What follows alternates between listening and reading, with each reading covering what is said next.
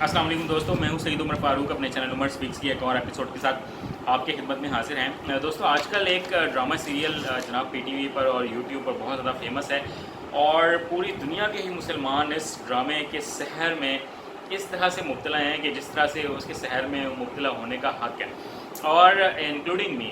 मैं इस बात में कोई शक नहीं है कि मैं भी इस ड्रामे को जितने शौक़ और ज़ौक़ से देख रहा हूँ, और अब तक मैं इसकी 34 एपिसोड्स जो हैं वो देख चुका हूँ पीटीवी के यूट्यूब चैनल से डाउनलोड करके। बट आज के एपिसोड में मैं इस ड्रामे से रिलेटेड कोई उसकी स्टोरी नहीं सुनाने वाला कि इस ड्रामे में क्या हुआ है और क्या नहीं हुआ, क्योंकि आप सब लोग मिलियंस ऑफ व्यूअर्स हैं जो उसके फॉलोअर्स हैं और इस ड्रामे को देख रहे हैं। बट जो चीज़ मैं आज इस ड्रामे के हवाले से डिस्कस करने जा रहा हूँ वो बहुत कुछ नेगेटिव एस्पेक्ट्स हैं जो लोग इसके डिस्कस कर रहे हैं। देखें, ये एक ड्रामा भी एक इंसान ने ही बनाया और उसकी तख्लीक में भी कोई ना कोई प्रॉब्लम, कोई ना कोई मिस्टेक्स हो सकती हैं। बट हमें एक आदत सी हो गई है कुछ नेगेटिव एस्पेक्ट्स को कवर अप करने की और उनको हाईलाइट करने की, तो मैं ज़रा उनको भी थोड़ा सा आंसर देना चाहूँगा। और जो मेन थीम है वो मेरी वीडियो का आज की, वो ये है कि आजकल जो इस उस्मानी ख़ानदान यानी कि इस अर्तुगरुल और काई कबीले के जो जानशीन हैं वो किस जगह पर मौजूद हैं, और उनके अभी तक, क्योंकि एक आखिरी जानशीन बचे हैं और उसके बाद उनका कोई और जानशीन जो है वो अभी तक नामज़द तो हुआ नहीं है, तो उनके बारे में भी मैं अभी आपको थोड़ा सा बताऊंगा, उनका नाम भी बताऊंगा, और उनका नाम किसके नाम पर रखा गया है वो भी रखा गया था वो भी मैं आपको ज़रूर बताऊँगा। बट वीडियो स्टार्ट करने से पहले मेरे चैनल को जिन लोगों ने अभी तक सब्सक्राइब नहीं किया, वो चैनल को सब्सक्राइब कर लें और बेल आइकॉन के बटन को प्रेस करें, क्योंकि मैं पूरी यकीन रखता हूं कि अगर आप इस चैनल को 100% फॉलो करते रहेंगे तो ये आपकी लाइफ में ज़रूर वैल्यू ऐड करेगा। तो जनाब, बात कर लेते हैं अर्तुगरुल गाज़ी की। और इमरान खान के ऑर्डर्स पर इस ड्रामे को पाकिस्तान में उर्दू डबिंग के साथ स्टार्ट किया गया, और पीटीवी की काविश को जितना भी सराहा जाए उतना ही कम है, क्योंकि इतनी ज़बरदस्त डबिंग के साथ इन्होंने इस ड्रामे को पेश किया है कि बिल्कुल ये बात फील नहीं होती कि ये किसी और लैंग्वेज में ड्रामा बना हुआ है। जो उनकी जो डबिंग है, जो लिप्स की जो मूवमेंट है तमाम कैरेक्टर्स की, और जो डब करने वाले जो स्टार्स हैं उनकी, वो इतनी ज़बरदस्त केमिस्ट्री बन चुकी है कि ये ड्रामा बिल्कुल ऐसा नहीं लगता कि जनाब ये किसी और लैंग्वेज में बना हुआ है। और जो बहुत नेगेटिव प्रोपेगेंडा जो लोग कर रहे हैं और यूट्यूबर्स बेतहाशा इस तरह की वीडियोस बना रहे हैं सिर्फ और सिर्फ व्यूज़ लेने के लिए कि जनाब इसमें ये हो गया और फलां सेकंड सीज़न में ये हो जाएगा, थर्ड सीज़न में ये हो जाएगा। अभी तो बात करें फर्स्ट सीज़न की, अभी तो फर्स्ट सीज़न चल रहा है और उसके बारे में नेगेटिव प्रोपेगेंडा कि जनाब ये तो एक इश्क की दास्तान लगता है ड्रामा, और हलीमा के पीछे जनाब अर्तुगरुल जो हैं वो बिल्कुल पागल हुए हुए हैं और ये ड्रामा किसी और के गिर्द घूम नहीं रहा है, सिर्फ इश्क की दास्तान के पीछे घूम रहा है। तो इस तरह से नहीं है। अर्तुगरुल ने अपनी उस लाइफ में भी और इस ड्रामे में भी जो इन्होंने पोर्ट्रे किया है, वो बात ज़रूर है कि एक औरत है, एक लड़की है जिससे उसको मोहब्बत ज़रूर होती है। बट एक बात आप भी अपने माइंड में रखें, जो लोग मेरी इस वीडियो को देख रहे हैं, कि हर इंसान की एक पर्सनल लाइफ भी होती है। जिस तरह से आप या मैं किसी को लाइक कर सकते हैं, तो पुराने वक्तों में भी लोग जो हैं वो किसी न किसी को लाइक ज़रूर करते थे, इसी वजह से शादियाँ होती थी ना। तो इस बात को इतना हाईलाइट करना और इतना ज़्यादा माइंड करना कि जनाब अर्तुगरुल जो है वो तो एक लड़की के इश्क में मुब्तला हैं, तो क्या वो एक इंसान नहीं थे? क्या अर्तुगरुल एक इंसान नहीं थे? क्या उस ज़माने में किसी को मोहब्बत नहीं हो सकती थी? क्या एक हलाल मोहब्बत करना वो क्या नाजायज़ काम है? क्या उस ज़माने में भी नाजायज़ काम था? क्या इस ज़माने में भी नाजायज़ काम है?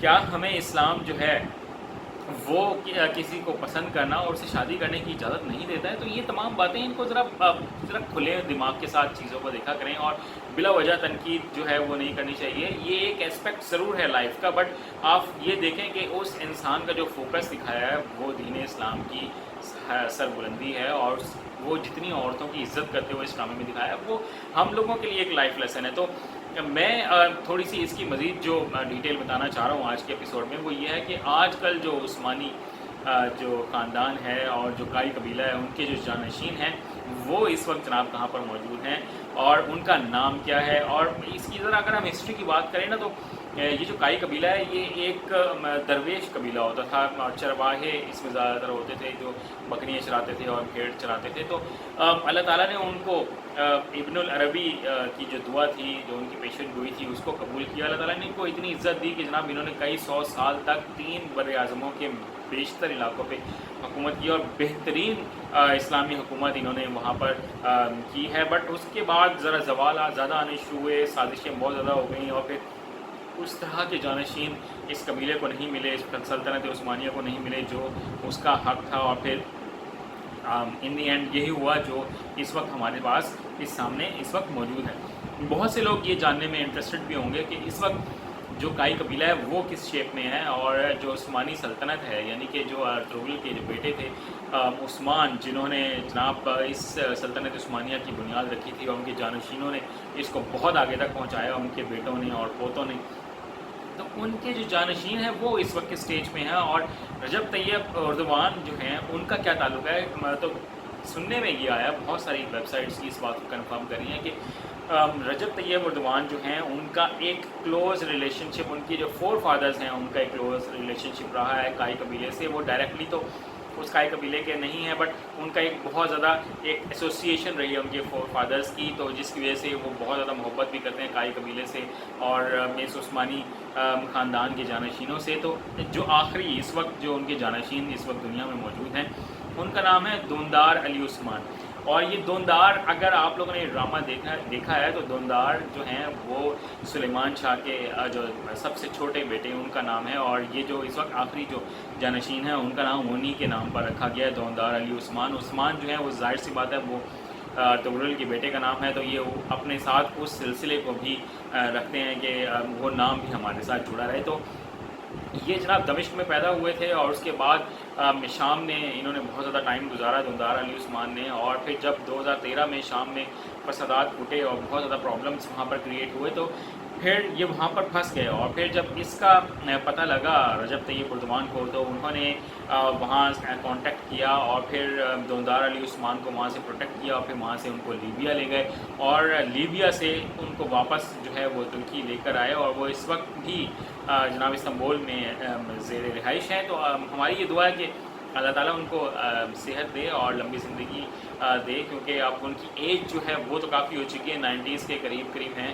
बट हमारी ये दुआ है कि अल्लाह ताला उनको सेहत अता फरमाए और जो भी उनके मज़ीद जो इस काई कबीले के जो जानशीन बने वो उनका नाम दोबारा से रोशन करें। तो ये आज की थोड़ी सी वीडियो थी जो मैं प्रोटेक्ट करना चाह रहा था इस ड्रामे को और उनके थोड़े से जानशीनों के बारे में मैंने बताना था। आई होप कि आपको मेरी एफर्ट अच्छी लगी होगी। चैनल को अगर सब्सक्राइब नहीं किया तो चैनल को सब्सक्राइब कर लें। अपने घर वालों का बहुत ज़्यादा ख्याल रखें। अल्लाह हाफ़िज़।